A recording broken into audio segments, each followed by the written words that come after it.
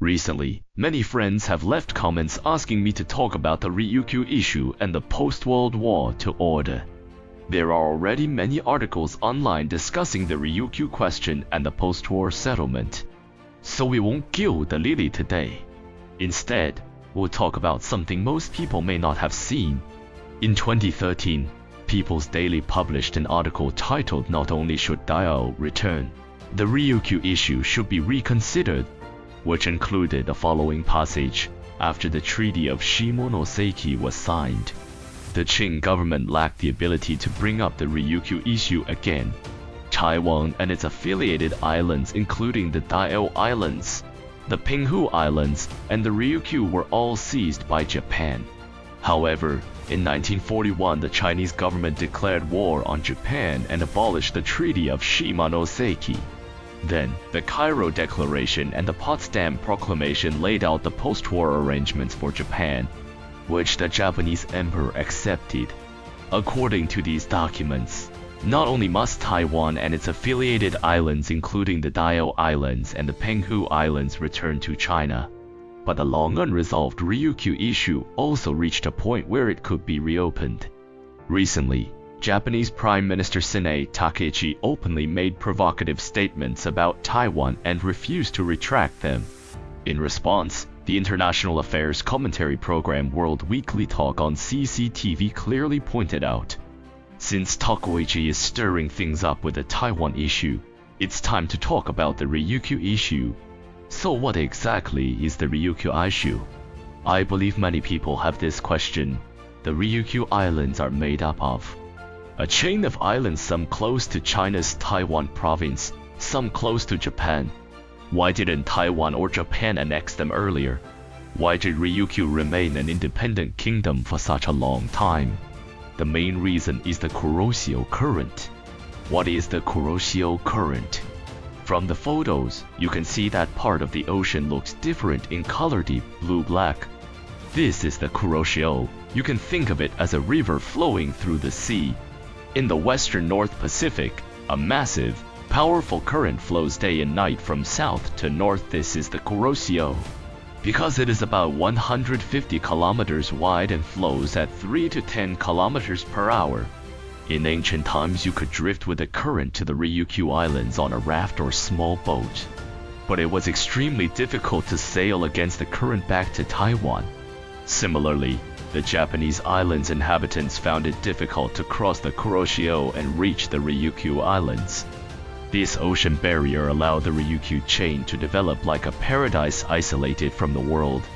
Over the centuries, 3 countries emerged: Seinen, Chisen, and Hokkaido. As navigation improved, the Kuroshio could no longer stop people. So what happened? Both China and Japan wanted to annex the Ryukyus. In 1372, the Ming Dynasty's founding emperor Zhu Yuanzhang sent the envoy Yang Zai to proclaim the founding of the new dynasty. The king of Chisen, Sato, responded first by sending emissaries to the Ming court. Zhu Yuanzhang was pleased and rewarded them. Shortly after, Chisen recognized Ming's suzerainty and became a vassal state of China. Hokkaido and Seinen did the same. What is a vassal state? China believed that heaven entrusted the Son of Heaven to govern the land. The land was divided among relatives and loyal allies. This was the feudal system. States such as Qin, Zhao, and Qi were all vassal states under the Zhou dynasty. Vassal states had 5 obligations: obey the Son of Heaven, guard the realm, fight for him, including expansion, pay tribute, appear at court. Thus, the Ryukyu states, by becoming vassals, were, in a sense, part of China. The 3 kingdoms fought to unify the archipelago. Eventually, King Shi of Chisen unified the islands and founded the Ryukyu Kingdom.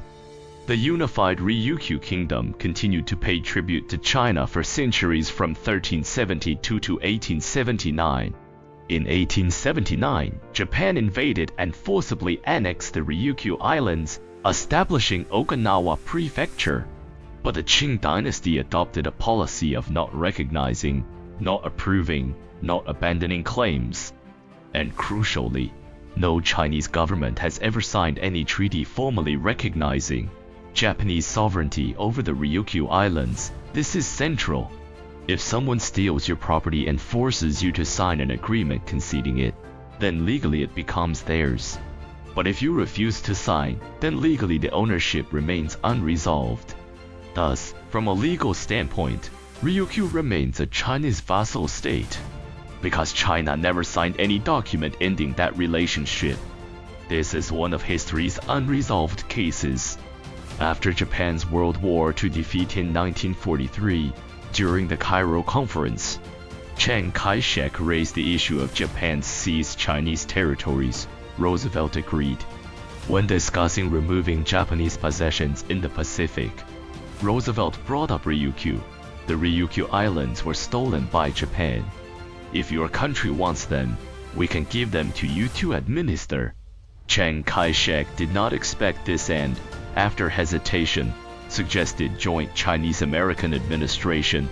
Roosevelt interpreted this as Chiang not wanting the Ryukyus. In the follow-up meetings, Roosevelt again pressed the issue, even emphasizing Ryukyu's strategic importance to China.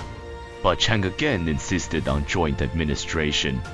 Roosevelt thus dropped the matter entirely. As a result, the Cairo Declaration, while stating Japan must return stolen Chinese territories, listed Manchuria, Taiwan, and Penghu, but not Ryukyu. Later, Chiang privately regretted this. There are two historical explanations for why Chiang did not claim Ryukyu. He didn't dare take it. The first explanation comes from People's Daily, the second from Taiwan sources. Chiang himself gave conflicting explanations at different times, but the outcome is unquestionable. Chiang Kai-shek failed to reclaim Ryukyu. That responsibility lies squarely with him. Did this mean Ryukyu went to Japan? No. Under the post-war agreements, Japan was to keep only its 4 main islands. The Ryukyu Islands were placed under US administration. Their future, whether Chinese, Japanese, or independent, was never agreed upon. No legal documents settled the question. Later, the US unilaterally transferred administrative control to Japan. But administration is not sovereignty. Just like local governments in the US that hold administrative authority but no sovereignty. And Taiwan's authorities administer but do not possess sovereignty. Sovereignty equals ownership, administration equals management. Japan today has administrative control over Ryukyu, but not guaranteed sovereignty. So Ryukyu has 3 possible futures. It becomes part of China, it becomes part of Japan, it becomes independent. But the key point is, without China's consent, Japan will never legally obtain sovereignty over Ryukyu. China is a World War II victor and a permanent UN Security Council member. As long as China does not recognize Japanese sovereignty, Japan has no legal claim. As long as China refuses recognition, once China is strong enough, it will always have grounds, legal and historical, to negotiate or reclaim the Ryukyu issue. Because China never signed any document ending its historic suzerainty over the Ryukyu kingdom. Therefore, Ryukyu can choose independence.